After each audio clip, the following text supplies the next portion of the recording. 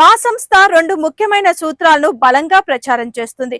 అన్ని బ్రెయిన్ స్ట్రోక్లను ఒకేలా చూడకండి మరియు టైమ్ ఈజ్ బ్రెయిన్. మా లక్ష్యం ఏంటంటే మెజారిటీకి స్ట్రోక్ కేసులో సమీపంలో స్ట్రోక్ రెడీ హాస్పిటల్లో అత్యవసర టెస్టులు మరియు చికిత్స జరగాలి. చికిత్స మరియు సాంకేతికతలో పురోగతి ఉన్నప్పటికీ సమాజంలో ఒక సాధారణ అపోహ కొనసాగుతుంది.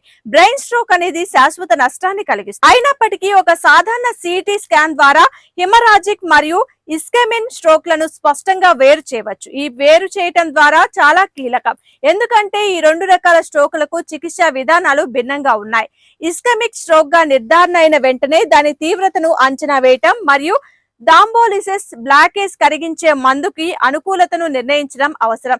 లక్షణాలు ప్రారంభమైన 4-5 గంటల్లోపే థ్రాంబోలిసిస్ ఇవ్వటం ద్వారా రోగి యొక్క పక్షవాతం శాశ్వతం అవ్వకుండా ఆపవచ్చు.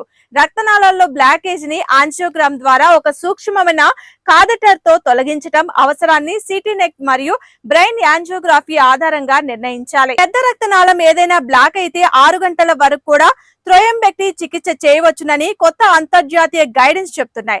స్ట్రోక్ రకాన్ని గుర్తించడం ద్వారా భవిష్యత్తులో మళ్ళీ స్ట్రోక్ రాకుండా ఏం జాగ్రత్తలు తీసుకోవాలో, ఏం చికిత్సలు చేయాలో తెలుస్తుంది. ఒక 1% మూమెంట్ కూడా లేని స్థితిలో మాకు ఎమర్జెన్సీకి రావడం జరిగింది.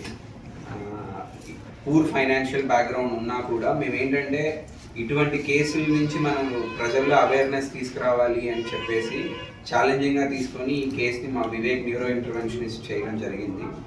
పక్షవాతం వచ్చిన 3.5 గంటలలోపు ఆయన అలర్ట్ అయ్యి లోకల్ హాస్పిటల్కి వెళ్ళి సిటీ స్కాన్ చేసుకొని ఇటువంటివి వాటికి ఆపరేషన్స్ కిమ్ శిఖరాలో చేస్తుందని వేరే వాళ్ళ ద్వారా తెలుసుకొని ఇమీడియట్గా వితిన్ 1 అవర్లో ఇక్కడికి రావడం జరిగింది.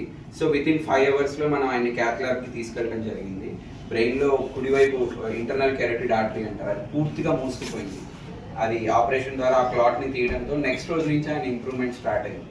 ఎందుకంటే ఒక ఆటో డ్రైవర్కి జీవితాంతం కాలు చెయ్యి పని చేయకపోవడం అనేది ఆయనకే కాదు, కుటుంబానికి కూడా